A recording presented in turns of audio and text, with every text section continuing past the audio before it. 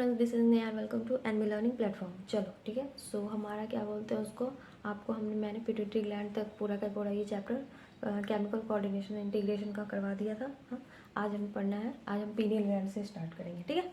उससे पहले आपको अगर पिट्यूटरी ग्लैंड में और हाइपोथैलेमस में कोई प्रॉब्लम हो तो आप मुझे इस वाले वीडियो में भी अगर आप देखो तो अगर प्रॉब्लम हो तो इसमें भी मैसेज कर सकते हो, या फिर मैंने इसमें इंस्टा में अपना लगा रखा है, मतलब आप उसमें डिस्क्रिप्शन में चेक करोगे तो इंस्टा अकाउंट है मेरा, उस पर भी आप डायरेक्ट मैसेज करोगे तो मैं आपको फॉलो करोगे, और मैसेज करोगे तो आपको मैं डायरेक्ट मैसेज का रिप्लाई दूंगी, ठीक है। चलिए, सो आज हमें पढ़ना है पीनियल ग्लैंड, ठीक है।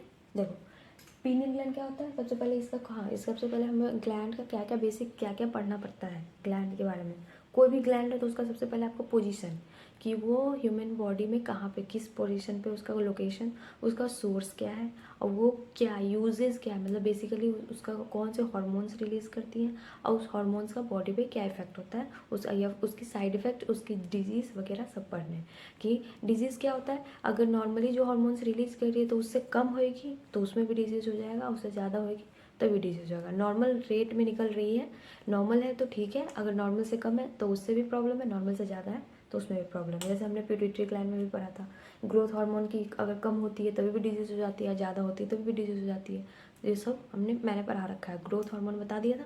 तो ऐसे ही पीनियल ग्लैंड पढ़ेंगे। अब पीनियल ग्लैंड के बाद और सारे जैसे जैसे थायराइड ग्लैंड है, एड्रिनल ग्लैंड है, ये सारे ग्लैंड के बारे में पढ़ना है, ठीक है। इस चैप्टर में बेसिकली हमें यही ज़्यादा ये हार्मोन्स के मतलब हुआ कि आपको हार्मोन्स का मेन जो है कैटलिस्ट, मेन जो रीज़न है, मेन जो है पढ़ने के लिए कि क्या ज़रूरत पड़ता है बॉडी में, वही है। और उसके बाद अगर उस बॉडी में किसी भी कोई भी चीज़ है बॉडी में, ह्यूमन बॉडी में क्या होता है, विटामिन ई हो गई, एनर्जी हो गई, प्रोटीन हो गई, जो भी हो गई, फैट, उस सब चीज़ के क्या होता है, नॉर्मल रेट में चल रही है तो ठीक है, उससे कम हो जाती है तभी भी आपको डिजीज़ फेस करना पड़ता है, और उससे ज़्यादा हो जाती है तभी भी डिजीज़ फेस करना तो पड़ता है। तो दोनों तो देख ही लेते हो ना, तो वही है। हार्मोन्स भी तो सेम ही है कि हार्मोन जैसे मैंने बताया कि पिट्यूटरी ग्लैंड में क्या है, कि अगर पिट्यूटरी में अगर आपको कम है, पिट्यूटरी ग्लैंड में ग्रोथ हार्मोन क्या है, रिलीज कम हो रही है, तो क्या हो जाता है, तो ड्वार्फिज्म वाली कैरेक्टर आ जाती है, कि मतलब बौने पैदा हो जाते हैं, बौने होते हैं। अगर उसी में अगर ज़्यादा, मतलब उसी में अगर ग्रोथ हार्मोन ज़्यादा होता है तो दो कैरेक्टर्स होती है। एक होती है जो नॉर्मल एडल्ट वाले केस में होती है, तो उसका हेड बस बड़ा हो जाएगा, तो एब नॉर्मल वाला स्ट्रक्चर, तो वो आगे जाके वो जिंदा नहीं रह पाएगा। देख, नॉर्मल सोच सकते हो ना कि अगर किसी का हेड ज़्यादा बड़ा हो गया तो ब्रेन, देखो नॉर्मल स्ट्रक्चर मेरा, इमेजिन कर लो मेरा नॉर्मल स्ट्रक्चर ये है और हेड इतना बड़ा हो जाए तो कैसे हो जाएगा, हैंडल ही नहीं कर पाएंगे, क्योंकि हेड बड़ा होने का मतलब क्या हुआ, ब्रेन बड़ी हो रही है, ब्रेन बड़ी होने का मतलब क्या, न्यूरॉन्स की कैपेसिटी उसमें ज़्यादा हो जाएगी, तो कम प्रॉब्लम हो जाती है, ठीक है। तो इससे बहुत सारे फीचर्स में प्रॉब्लम हो जाएगी, तो ये वाली। और दूसरा था क्या है, एक हमने गिंगेटिज्म पढ़ा हुआ है, मतलब जो जेंट पैदा हो जाते हैं तो वो क्या होता है, उसमें भी ग्रोथ हार्मोन बहुत ज़्यादा हो जाती है, तो वो लंबे होंगे, उसका हाथ पैर सब कुछ बड़ा होएगा। ऐसा नहीं है कि उसका जो होता है हेड बस बड़ा नहीं होएगा, उसका अगर हेड बड़ा है, नेक भी बड़ी होएगी, हाथ हैंड्स जो आर्म्स है, लेग्स है, सारे के सारे लंबे होंगे, तो वो बहुत लंबे लंबे जो देखो हो कभी, तो वो सब वाले कैरेक्टर सब प्रोड्यूस होते हैं। चलिए, समझ गए। सो पिट्यूटरी ग्लैंड तक तो हो गई थी हमारी। आज हमें पढ़ना है पीनियल ग्लैंड, ठीक है। ये हमने एनसीईआरटी के अकॉर्डिंग भी पढ़ा रही हूँ, लेकिन उससे ऊपर मैंने पहले लिखवा रखा है। जैसे मैंने पहले लिखवाया था कि उसमें पॉइंट टू पॉइंट लिखवाया था कि सबसे पहले जो हार्मोन्स है बॉडी के स्टेप वाइज, कि हेड टू टो, जैसे जैसे हमारे हार्मोन्स की पोजीशन होंगी उस पोजीशन के अकॉर्डिंग। तो सबसे पहले हमने पढ़ा था हाइपोथैलेमस, हाइपोथैलेमस के नीचे क्या होती है, पीनियल, और पीनियल ये होती है पिट्यूटरी उसके बगल में, मतलब ये पीनियल पहले होती है और पिट्यूटरी नीचे, लेकिन पिट्यूटरी और हाइपोथैलेमस एक दूसरे से क्या होता है, ये रिलेटेड होती हैं। एक तो master of the master gland है और एक मास्टर ग्लैंड है, तो इसलिए मैंने दोनों साथ में पढ़ा दिया था। चलो देखो, पीनियल ग्लैंड क्या है। पीनियल ग्लैंड का लोकेशन क्या है, dorsal side of the fore brain. Fore brain जो हमने पढ़ा, फोर ब्रेन का डोर्सल साइड, ठीक है, ये याद कर लो कि फोर ब्रेन का डोर्सल साइड जो होगा वो होगी हमारी पिट्यूटरी, वहाँ पे पीनियल ग्लैंड प्रेजेंट होती है, पीनियल ग्लैंड। और वो कौन सी हार्मोन रिलीज करती है, मेलाटोनिन, ठीक है। देखिए, एक मेलाटोनिन नाम का हार्मोन है जो पीनियल ग्लैंड रिलीज करती है। पीनियल मेलाटोनिन का फंक्शन क्या है, एक्सक्यूज मी, मेलाटोनिन का मेन फंक्शन है, ये इंपॉर्टेंट रोल कराता है 24 आवर रिदम मतलब हमारे 24 घंटे की जो रिदम होती है ना बॉडी में, 24 घंटे का स्लीप वेकअप साइकिल बेसिकली है जो सोने जगने का साइकिल जो होता है वो हमारा मेलाटोनिन ही कराता है। दो चीज़ में आप कंफ्यूज होगे। देखो मैं जो कंफ्यूज लाइन बोलती हूँ ना तो मैं अपने अकॉर्डिंग बोल रही हूँ कि मुझे जैसे कि होती थी कन्फ्यूजन, तो मैं तो अभी एक ही स्टेज पे ही पढ़ा रही हूँ, मैं पढ़ा रही हूँ तो अपने अकॉर्डिंग पढ़ा रही हूँ कि मुझे अगर कन्फ्यूजन है तो बच्चों को भी हो सकती है, चांसेस है। तो जो मेरा कन्फ्यूजन था मैं उसको 100% क्लियर करके चलूँगी, ताकि अच्छी बात है ना कि अगर इसमें आपको कन्फ्यूजन ना हो रहा तो बहुत अच्छी बात है। अगर मुझे हो रही है तो मुझे लगता है कि आपको भी हो रही होगी। तो यही होता है ना कि ऑनलाइन वाले में कि अगर मुझे सामने से पता नहीं है, कि अगर सामने बच्चे रहते हैं जैसे मैं पढ़ाती हूँ बच्चों को, तो वो तो डायरेक्टली क्वेश्चन पूछ लेते हैं। अगर जैसे मैंने बोला मेलाटोनिन, ठीक है, तो वो बच्चे जो होते हैं बहुत बच्चे तो वो पूछ लेते हैं कि मैम मेलाटोनिन और मेलानिन दोनों में डिफरेंस क्या है, क्योंकि मेलाटोनिन और मेलानिन दोनों बोलने में ना हमें सेम सेम ही लगता है। तो इसके लिए हमें मतलब मुझे प्रॉब्लम होती थी बेसिकली जब मैं पढ़ती थी, तो इसीलिए मैं आपको उसी व्यू से पढ़ा रही हूँ कि जैसे मैं आपको कि मैं खुद स्टूडेंट थी तो मैं कैसे मुझे फील होता था और मुझे क्यों प्रॉब्लम होती, तब मैं उसी व्यू से पढ़ा रही हूँ कि ये हो सकता है आपको भी आगे जाके प्रॉब्लम हो सकता है। तो नहीं होगी तो बहुत अच्छी बात है, और होगी तो मैं क्लियर कर दूंगी। तो बस मेलाटोनिन और मेलानिन दो पड़ते हैं हॉर्मोन्स। तो मेलाटोनिन जो होती है आपको स्लीप वेकअप साइकिल के लिए होती है, ठीक है। अब मेलानिन जो होती है वो स्किन पिगमेंट के लिए होती है। तो इस दोनों में कन्फ्यूजन होता है, तो इसको याद कर लेना। मेलानिन होता है जो पिगमेंट के लिए, स्किन पिगमेंट, जैसे कि जो गोरे होते हैं, जो काले होते हैं, जो काले होते हैं ब्लैक होते हैं, उसमें मेलानिन की अमाउंट ज़्यादा होती है।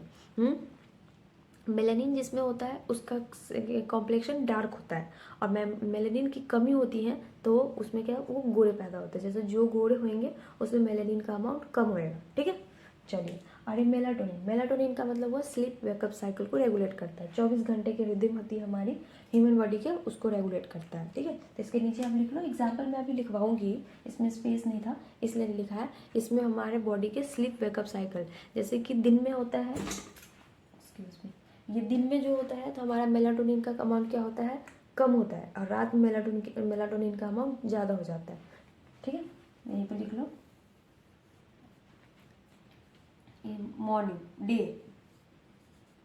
डे में मेलाटोनिन इसकी अमाउंट, और नाइट में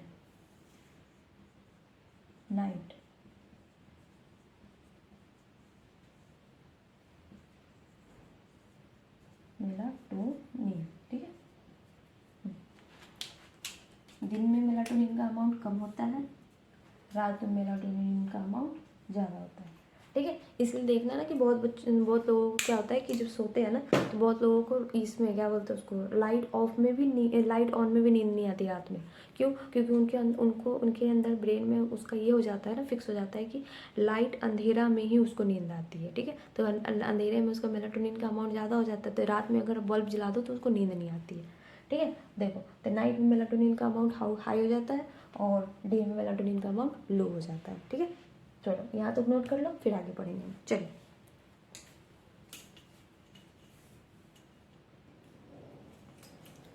चलो देखो, अब है it help in maintaining normal rhythm of sleep wake cycle. जो मैंने बताया स्लीप वेकअप साइकिल का वो मेंटेन करके रखता है बॉडी टेम्परेचर, और ये कुछ हद तक बॉडी के टेम्परेचर को भी मेंटेन करके रखता है। बेसिक मतलब बॉडी टेम्परेचर का तो हाइपोथैलेमस है, थर्मोरिसेप्टर, बट उसके बाद क्या है, ये भी है जो मेलाटोनिन भी है। ऐसे भी समझ सकते हैं बॉडी टेम्परेचर, जैसा कि मेलाटोनिन जिसका ज़्यादा होएगा, और दिन रात के रिस्पेक्ट में बोल रही हूँ कि जैसे दिन में देखो, और नॉर्मली दिन के रिस्पेक्ट में रात में क्या होती है, ठंड ज़्यादा होती है, मतलब टेम्परेचर लो होती है, तो उसके अकॉर्डिंग बोला तो हमें फील भी वैसे होती है। अब दूसरा है अब आगे देखो, इट ऑल्सो इन्फ्लुएंस मेटाबॉलिज्म, ये हमारे मेटाबॉलिज्म को भी इन्फ्लुएंस करता है, मतलब मेटाबॉलिज्म को भी इंक्रीज करने में हेल्प कराता है। और मेंस्ट्रुअल साइकिल, लेडीज़ में, फीमेल में मेंस्ट्रुअल साइकिल को भी इन्फ्लुएंस कराता है, मेंस्ट्रुअल साइकिल को भी मेंटेनेंस में हेल्प कराता है। और डिफेंस कैपेबिलिटी, और जो डिफेंस कैपेबिलिटी बॉडी के अंदर बनती है, इम्यून रिस्पॉन्स या फिर डिफेंस मैकेनिज्म, उसमें भी हेल्प कराता है। और पिगमेंटेशन, देखो यहाँ पिगमेंटेशन लिखा हुआ है, ये पिगमेंटेशन जो था वो मेलानिन से बेसिकली ये है, डिपेंडेंट है। मेलानिन वाला जो कंडीशन था पिगमेंटेशन, इसमें भी जो मेलानिन जिसमें ज़्यादा होगी तो उसमें पिगमेंटेशन क्या होगा, डार्कर होगा। और मेलानिन जिसमें, मेलानिन बोल रही हूँ मैं, मेलाटोनिन नहीं बोल रही, मेलानिन जिसमें कम होगी उसमें पिगमेंटेशन इसका ब्राइटर होगा, समझ गए। चलो, so that's it. Pineal gland का हमारा हो गया यहाँ तक। अब हमें आगे पढ़ना है। अब है एक थायराइड और पैराथायराइड। पोजीशन के अकॉर्डिंग पैराथायराइड जस्ट बैक में होता है, थायराइड आगे होती है। तो हम थायराइड पढ़ेंगे फिर पैराथायराइड पढ़ेंगे, ठीक है। चलो ये नोट कर लीजिए। चलिए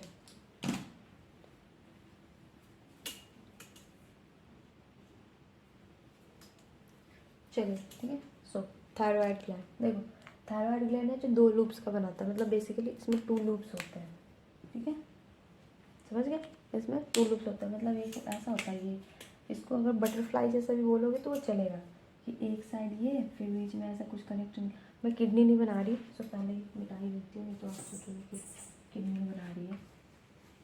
ये हमारी ट्रैकिया वाली पोर्शन होती है। ये मान लो कि आपकी ट्रैकिया वाली पोर्शन हो गई, हाँ। ये होती है ऐसे ट्रैकिया, तो ट्रैकिया के दोनों साइड में, ट्रैकिया के दोनों साइड में कुछ ऐसा लगा रहता है, ठीक है, हाँ, कुछ ऐसा ही लगा रहता है। ये जो पोर्शन दिख रही है ये वाली, तो ये बीच में ऐसे ही लगा हुआ है, ऊपर से भी ऐसे ही लगा हुआ रहता है, ठीक है, ये ऐसे बीच में लगा रहता है, ठीक है। तो ये वाली जो है दोनों 2 लूप्स है, 2 लूप्स रहती हैं और दोनों लूप्स एक दूसरे से कनेक्टेड होती हैं। ये थीन है, फ्लैप लाइक स्ट्रक्चर होता है, तो ये जो कनेक्टिव टिश्यू का बना होता है, ठीक है। तो ये वाली इस वाले लेयर को क्या बोलते हैं, ये वाली लेयर, ये भी मैंने लिखवा रखा है कि ये है इंटरकनेक्टेड, एक दूसरे से इंटरकनेक्टेड होता है with thin flap of connective tissue, जिसको हम इस्थमस बोलते हैं, समझ गया। जो ये दोनों के बीच में ये एक ट्रैकिया का लूप, दूसरा ट्रैकिया का लूप, सॉरी ये ट्रैकिया है, ये एक थायराइड ग्लैंड का लूप, ये दूसरे थायराइड ग्लैंड का लूप, और ये दोनों ग्लैंड का लूप एक दूसरे से कनेक्टेड जिस चीज़ से होता है, तो वो उसको क्या बोलते हैं, इस्थमस। वो इस्थमस किस चीज़ का होता है, याद करना, कनेक्टिव टिश्यू का बना होता है, ठीक है। पतला सा फ्लैप लाइक स्ट्रक्चर होता है, वो कनेक्टिव टिश्यू का बना हुआ होता है, ठीक है। अब देखो, और ये है सबसे लंबा, सबसे बड़ा, लार्जेस्ट इंडोक्राइन ग्लैंड अगर कोई बोला जाए कौन सा है, तो वो थायराइड ग्लैंड। ये लर्न करके रख लो, largest endocrine gland, thyroid gland हमारा क्या है, इंडोक्राइन ग्लैंड का सबसे लार्जेस्ट वाला पार्ट है, मतलब ग्लैंड है। और ये ऑरिजिन, थायराइड ग्लैंड की ऑरिजिन क्या होती है, इंडोडर्मल ऑरिजिन की होती है, ठीक है। बेसिकली ऑरिजिन भी याद रख लोगे, तो पुराने वाले में मैंने ऑरिजिन नहीं लिखा है ना, पिट्यूटरी ग्लैंड सबका लिखवा देती हूँ। देखो इसका भी मैं अलग से यहाँ पर नोट कर लेना, मैं लिखवा दूँगी। ये है जो इंडोक्राइन ग्लैंड का जो ऑरिजिन है, थायराइड ग्लैंड का ऑरिजिन किस चीज़ का है, इंडोक्राइन ग्लैंड का, ठीक है। चलिए नोट कर लो।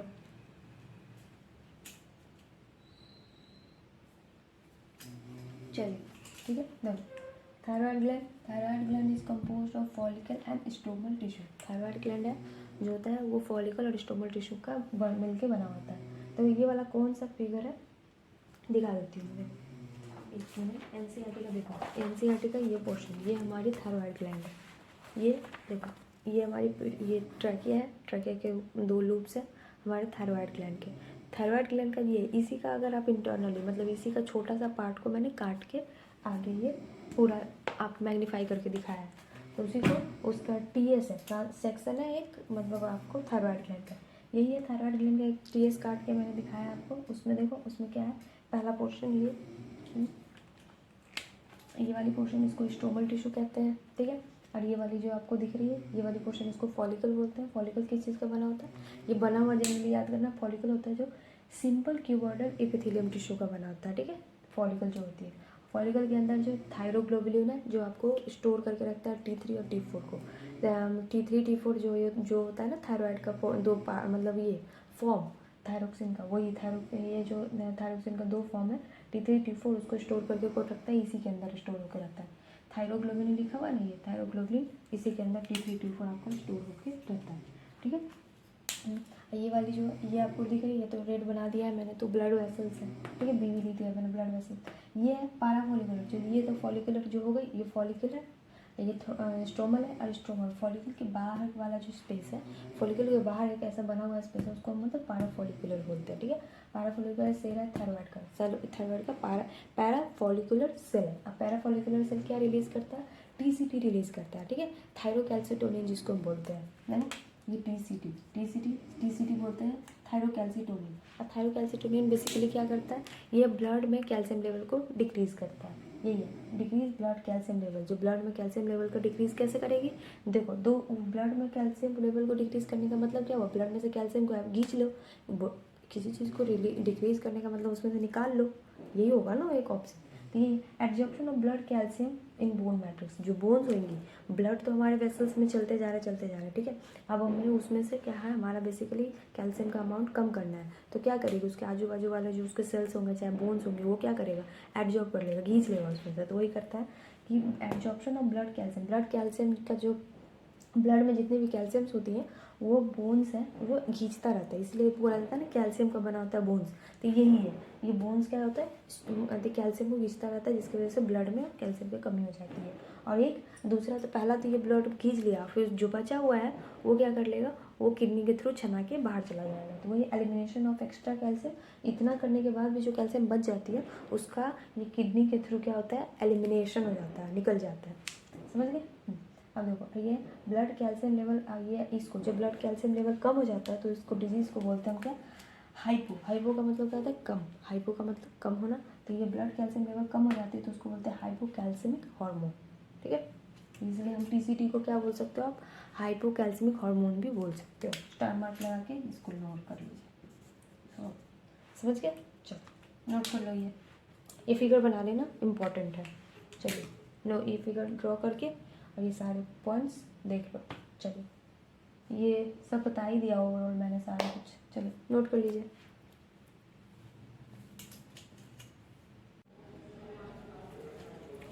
चलो ठीक है, देखो आगे देखो। हाँ ये जो हमने ऊपर वाला आपको फॉलिकुलर वाला और स्टोमेटल वाला दोनों बता दिया था।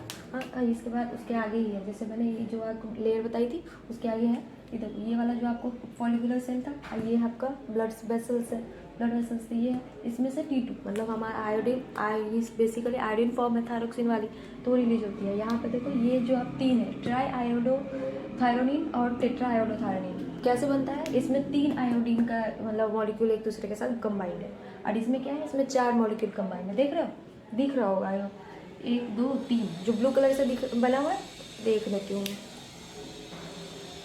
हाँ बहुत छोटा छोटा दिख रहा है, बट इस चलो मैं आगे से कोशिश करूँगी थोड़ा बड़ा बनाने का। देखो इसमें एक ये 2 3 है और एक ये 3 एक 4 एक साथ 1 2 3 4, ये 4 एक साथ कंबाइंड है तो इसको टेट्रा आयोडोथायरोनिन बोलते हैं, और ये जो 3 एक साथ कंबाइंड है इसको मतलब ट्राई आयोडोथायरोनिन, ठीक है। ये जो 2 एंड ये जो एक साथ 2 कंबाइंड है तो इसको बोलते हैं डाई आयोडोटायरोसिन। समझ गए। यही है बेसिक T3 एंड T4, और जो मोस्ट एक्टिव फॉर्म होती है वो T3 फॉर्म होती है। जैसे T4 जितने भी बनेंगे वो वापस से टूटता है, वापस से टूट के T4 कन्वर्ट हो जाता है T3 में, और एक आयोडीन मॉलिक्यूल बाहर निकल जाती है, और वो क्योंकि T3 ही हमारा एक्टिव फॉर्म है, ठीक है। तो ये यही है, यहाँ पे देखो जो जैसे हमारा यहाँ पे ये रिसेप्टर है, TSH का रिसेप्टर है, इसमें से हमारा T3 T4 जो बनता है, जिसमें से 80% हमारी T4 होती है, 80% T4 होती है। तो वो क्या करती है, वो फाइनली फिर इसको लीवर में एंटर करता है, और फिर लीवर में इसका ब्रेकडाउन होता है, और लीवर में ब्रेकडाउन होने के बाद T3 कन्वर्ट हो जाता है T4 में, क्यों सॉरी T4 कन्वर्ट हो जाता है T3 में, because T3 is most active form of thyroxine का क्या है, मोस्ट एक्टिव फॉर्म कौन सा होता है हमारा, T3। ये लर्न करके रखिएगा, समझ गए। सो T4 कितना भी बन जाए उससे मैटर नहीं करता, उसको फाइनली एट द लास्ट हमें T3 में ही कन्वर्ट करनी पड़ेगी, क्योंकि T3 है जो मोस्ट एक्टिव फॉर्म है, ठीक है। चलो नोट कर लो इसको।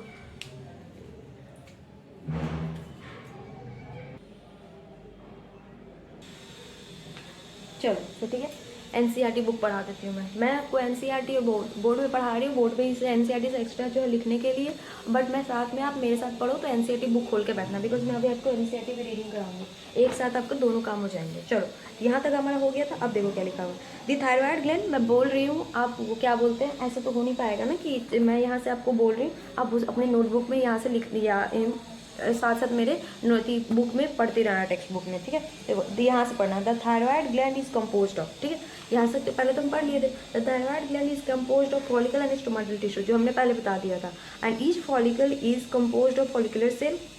पता है फॉलिकल का फॉलिकुलर सेल का बना होता है, इंक्लोजिंग ए कैविटी, एक कैविटी में इंक्लोज होती है, वो भी मैंने दिखाया था। और उसके बाद these follicular cells synthesise 2 hormones, अब ये बोला जा रहा है ये फॉलिकुलर सेल्स है जो 2 हार्मोन सिंथेसाइज करती हैं, एक हमारी है टेट्रा आयोडोथायरोनिन और जिसको थायरोक्सिन भी बोलते हैं, और दूसरा हमारा है, मीन्स आपको इसको थायरोक्सिन भी बोल सकते हो, समझ रहे हो, ये इसको नॉर्मली आप थायरोक्सिन भी लिख सकते हो, थायरोक्सिन, समझ रहे हो, टेट्रा वाले को थायरोक्सिन भी बोलते हैं। एंड थर्ड इज सेकेंड वाला क्या है, ट्राई आयोडोथायरोनिन जो ये वाली है, एक ये वाली और दूसरा ये बनती है जिसको हम थायरोक्सिन बोलते हैं। आयोडीन, अभी इसके बाद हमें नीचे पढ़ना है जो आयोडीन इसेंशियल कैसे है वो एक एक लाइन में एक एक वर्ड में क्लियर करके चल रही हूँ ताकि आपको कोई कन्फ्यूजन ना हो। यहाँ तक हमारा क्लियर हो गया। चलिए अब आगे बढ़ते हैं। मैं एनसीईआरटी भी साथ साथ पढ़ा दूंगी ताकि आपको एनसीईआरटी के एक एक वर्ड भी क्लियर हो जाए। प्लीज़ एनसीईआरटी बुक खोल के ही बैठना अगर पढ़ रहे हो तो। समझ लिया? चलिए नोट कर लिया? चलो ठीक है। देखिए double cover iodine is essential for normal rate of human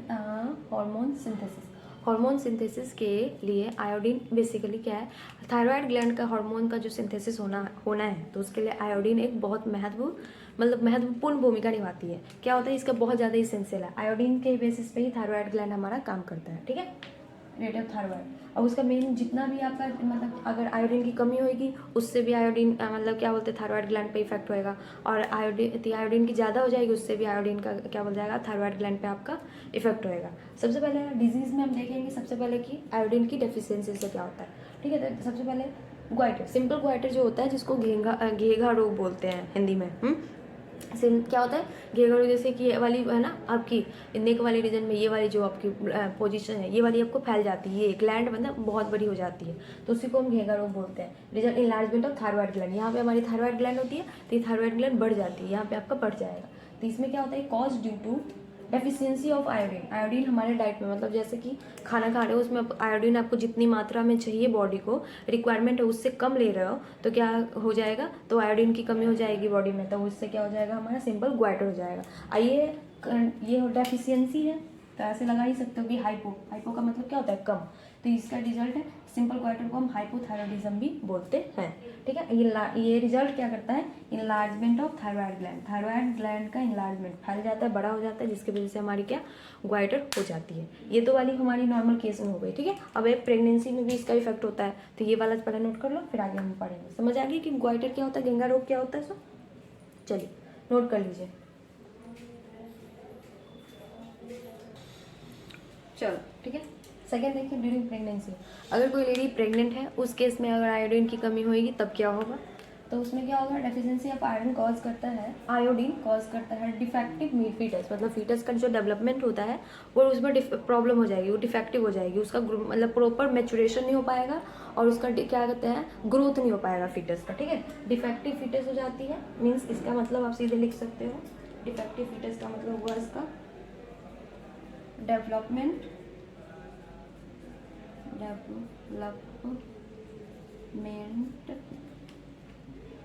and maturation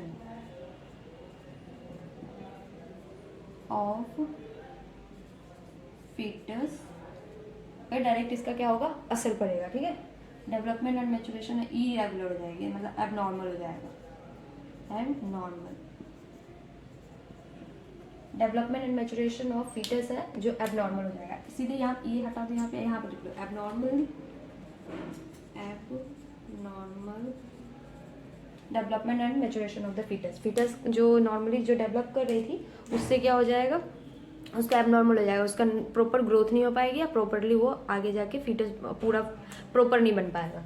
हो गया, अब उसको उसी डिजीज को उससे एक डिजीज हो जाती है जिससे स्टंटेड ग्रोथ जिसको बोलते हैं क्रिएटिनिज्म हो जाती है। उसी फीटस के केस में डिफेक्टिव फीटस कॉज क्रिएटिनिज्म हो जाता है। उस क्रिएटिनिज्म के केस में क्या क्या हो जाएगा, उस बच्चे को क्या क्या असर होगा उस फीटस पे, वो देखो क्या मेंटल रिटार्डेशन, मेंटली वो रिटार्ड हो जाएगा, मेंटली जो ग्रोथ होनी चाहिए वो ग्रोथ नहीं हो पाएगी, जितना है उसका एबनॉर्मल बच्चा ही चाइल्ड पैदा होएगा ना तो वो मेंटली रिटार्ड हो जाएगा, अच्छे से उसका ग्रोथ नहीं हो जाएगा, प्रॉपर ग्रोथ नहीं हो पाएगी, मेंटली ब्रेन उसका ब्रेन की प्रॉपर ग्रोथ नहीं हो पाएगी, मेंटली पागल जैसा बच्चा हो जाएगा। लो IQ क्वेश्चन IQ जो हो जाएगी इंटेलिजेंस क्वेश्चन उसकी बहुत कम, जैसे नॉर्मल जो केस में जितना IQ होना चाहिए उससे बहुत ज़्यादा कम हो जाएगा। एबनॉर्मल स्किन्स भी उसकी क्या झुर्रियाँ जैसी मुरझाई वगैरह जैसी हो जाएगी। एबनॉर्मल डीप म्यूटिज्म, उसको सुनाई भी नहीं देगा। ठीक है, वो उसको लेट लगती या फिर बहरे होने की भी शिकायत हो सकती है। ठीक है, ये सारे किस केस में है जब कोई लेडी प्रेग्नेंट है और उसके बॉडी में आयोडीन की कमी हो गई तो। समझ गए। अब एक तीसरा देखो इन एडल्ट वुमेन, जो अडल्ट वीमेन है अगर उसमें आयोडीन की कमी होगी तो क्या हो जाएगा, तो उसका मेंस्ट्रुअल साइकिल में इरेगुलरिटी आ जाएगी, ठीक है। उसका जितना जैसे पीरियड जितने दिन का 28 दिन का होना चाहिए, तो 28 दिन ऐसे 28 प्लस माइनस होता है। प्लस मतलब आप 2-3 दिन आगे भी जा सकते हो, 2-3 दिन पीछे भी जा सकते हो, बट 28 की जगह पे आप पूरा का पूरा 1 महीने 2 महीने पार करेंगे तो वो इरेगुलरिटी में हो गई, तो वो वाली केस इरेगुलर हो जाएगा। तो वो इरेगुलर भी हो जाती है। 3 केस मैंने बताया। देखो सबसे पहले मैंने बताया इसका डिजीज़ में 3, एक सिंपल ग्वाइटर का केस बताया। सिंपल ग्वाइटर में क्या था, आयोडीन की कमी, हाइपोथायराइडिज्म। हाइपोथायराइडिज्म मतलब आयोडीन की कमी, तो उसके वजह से उसका घेका रोग जो हो जाता है ग्वाइटर हो जाएगा पहला।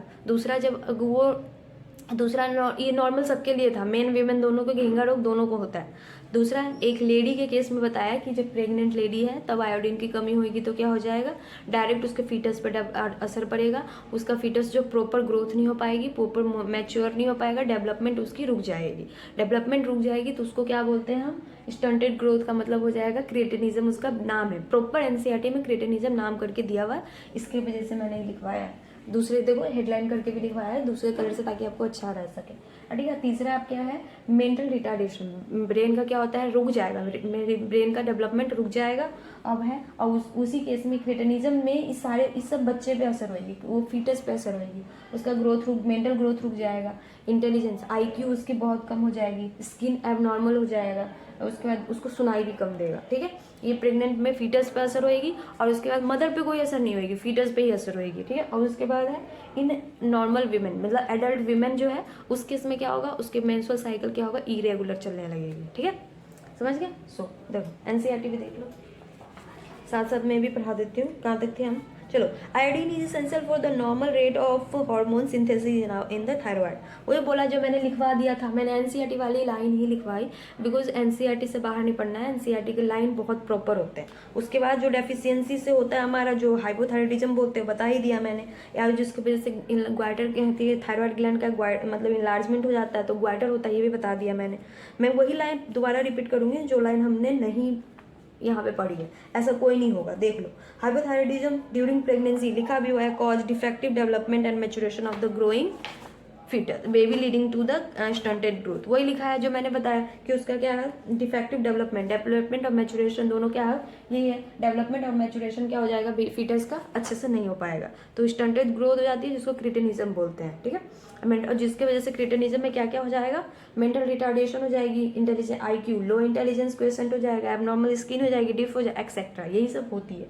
अब उसके बाद इन एडल्ट वीमेन, जो एडल्ट वीमेन होती हैं तो उस केस में क्या होता है, हाइपोथायराइडिज्म में cause menstrual cycle to become irregular. वही है कि इरेगुलर मेंस्ट्रुअल साइकिल हो जाता है, ठीक है। समझ गए, चलो यही तक है। अब उसके बाद जो लिखा हुआ है एक एक करके एक एक वर्ड में आपको इसलिए अच्छे से समझा रही हूँ एनसीईआरटी के, ताकि आपको कोई भी प्रॉब्लम ना हो। एनसीईआरटी से बाहर जो होगी वो भी मैंने बता दिया, कि एनसीईआरटी में नहीं दिया था फॉलिकल वाला, तो वो भी मैंने अच्छे से समझा दिया है, क्योंकि वो सब थोड़े थोड़े उसमें से आ सकते हैं। जैसे दे दिया था, देखिए यहाँ पे मैंने उसको इसलिए एक्सप्लेन किया ना, क्योंकि यहाँ पे तो एनसीईआरटी में आपको दिया है follicle and stomatal tissue, stromal tissue और फॉलिकल टिश्यू दिया है, इसलिए मैंने इसको एक्सप्लेन किया। उसमें थोड़ा हमें थायराइड T3 T4 पढ़ना भी जरूरी था, तो वैसा ही करूँगी मैं एनसीईआरटी के अकॉर्डिंग पढ़ाऊंगी। उसमें थोड़ा सा चेंजेस लाना है, मतलब थोड़ा सा ज़्यादा एक्स्ट्रा पढ़ना है, वो थोड़ा पढ़ाऊंगी, बहुत एक्स्ट्रा नहीं पढ़ाना मुझे, ठीक है। चलिए चलो नोट कर लो ये,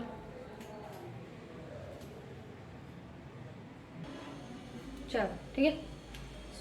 हाइपोथायराइडिज्म हमने पढ़ लिया कि आयोडीन की कमी से क्या होती है। अब देखो आयोडीन की मतलब एक्सेस से क्या होता है, जब आयोडीन ज़्यादा हो जाए बॉडी में तो क्या होती है।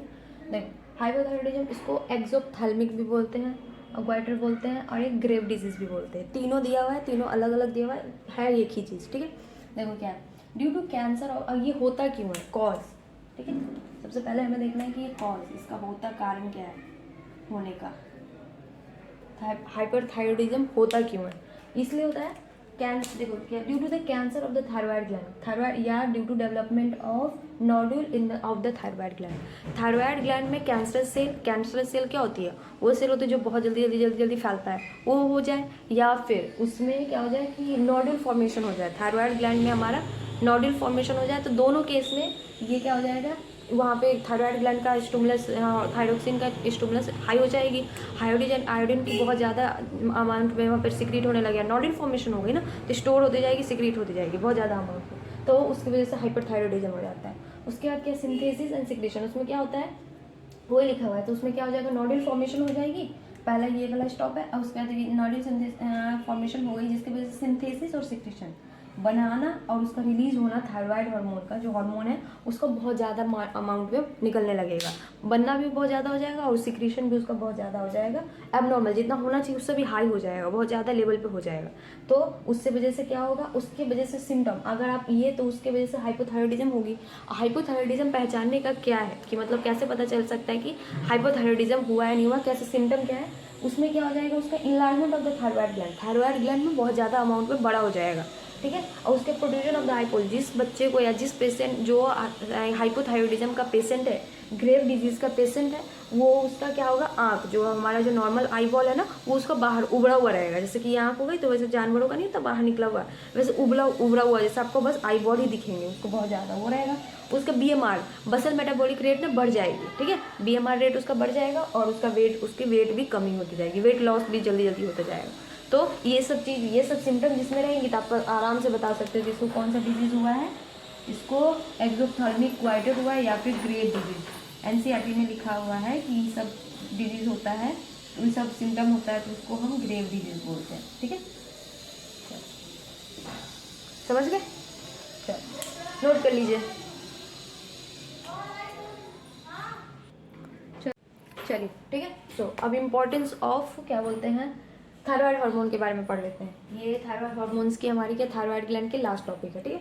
इसमें क्या है कि हमने पढ़ लिया उसका डेफिशिएंसी, उसका ज़्यादा होने से क्या होता है, कम होने से क्या कौन सी बीमारी होती है, सब पढ़ लिया। अब इस कुछ अलग तरीके का मतलब ये अपने से हटके कुछ और इम्पोर्टेंस हमारे बॉडी के फंक्शन में हेल्प कराती है, वो वाले फंक्शंस भी हम देख लेते हैं। सबसे पहले क्या है, ये हमारे बॉडी के BMR को रेगुलेट करने में हेल्प कराती है, जो हमारा बॉडी में बसल मेटाबॉलिक रेट होती है उसको रेगुलेट कराने में, बेसिकली कम ज़्यादा उसके मेंटेन करने में ये हमारा हेल्प कराता है। दूसरा जो RBC बनता है, RBC का फॉर्मेशन में भी हमारी हेल्प कराती है, ठीक है, RBC का बनता है उसके फॉर्मेशन में भी हेल्प कराती है। Control metabolism of carbohydrate, fat और प्रोटीन, कार्बोहाइड्रेट, फैट और प्रोटीन का जो मेटाबॉलिज्म होता है उसको भी ये बेसिकली क्या करता है, हमारा कंट्रोल करके रखता है, ठीक है। चलिए अब दूसरा है maintenance of water and electrolyte, हमारे बॉडी में जो वाटर और इलेक्ट्रोलाइट का जो बैलेंस होता है ये भी मेंटेन करता है ये। अब तीसरा है, ये लास्ट है, it also secret protein hormone, जो हमने TCT ये वाली हार्मोन, थायरोकैल्सिटोनिन जो हार्मोन थी मैंने बताया था, ये कौन सा सेल हमारा सीक्रेट करता है, ये हमारा जो सीक्रेट करता है वो जो हमने बताया था कि पूरा मैंने बताया आपको कि स्टोमल वाली और फॉलिकुलर वाली, और उसके बाद जो एक मतलब फूल जैसा बना हुआ था पैराफॉलिकुलर सेल, वही पैराफॉलिकुलर सेल क्या करता है, हमारा TCT सीक्रेट करती है। और ये TCT क्या करता है, बेसिकली हमारे ब्लड में कैल्शियम लेवल का कंट्रोल करने के लिए, ब्लड में कैल्शियम लेवल जो होती है उसको कंट्रोल करके रखता है, रेगुलेट करके रखता है, बेसिकली एब्जॉर्ब कर लेती है बोन मैट्रिक्स, जितनी ब्लड में कैल्शियम होती है उसको, फिर बचा हुआ होता है वो किडनी के थ्रू बाहर चला जाता है। ये वाला मैंने पूरा अच्छे से बताया, इसलिए बस यहाँ पे ऐसे ही लाइन लिख दी है पूरा क्लियरली, मैंने उसमें जब मैंने फिगर बताया था उसमें, अभी मतलब फिगर बताया से कुछ देर पहले उसमें पूरा अच्छे से एक्सप्लेन करके बताया था, इसलिए आप इसमें दोबारा मैं इसको उतना लिखने नहीं जा रही, देख लोगे समझ आ जाएगा। चलिए नोट कर लो।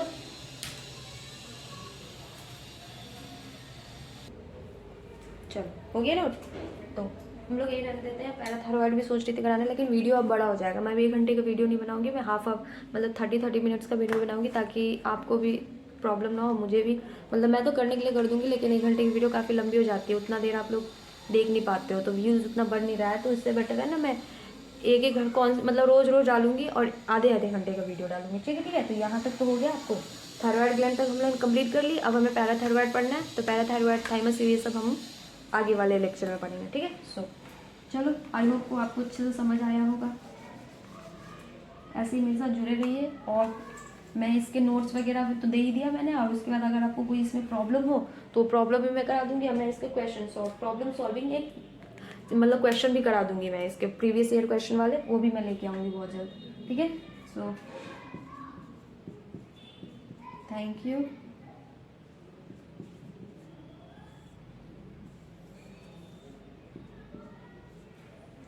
चलो ठीक है, थैंक्स फॉर टुडे, आज के लिए बस इतना ही, ठीक है। चलो चैनल को सब्सक्राइब कर लो, वीडियो को शेयर लाइक कर दो जितना कर सकते हो, चलिए सेव कर लो। अगर आपको प्रॉब्लम होता है, अगर कोई प्रॉब्लम हो इससे रिलेटेड तो मेरे इंस्टा पे मैसेज कर सकते हो, या फिर आप कमेंट में भी लिखो, मैं कमेंट भी पढ़ती हूँ, तो अगर आप इसमें कोई प्रॉब्लम हो तो आप कमेंट भी मुझे कमेंट कर सकते हो, उससे भी मैं आपको पूरा हेल्प करने की कोशिश करूँगी। चलो बाय।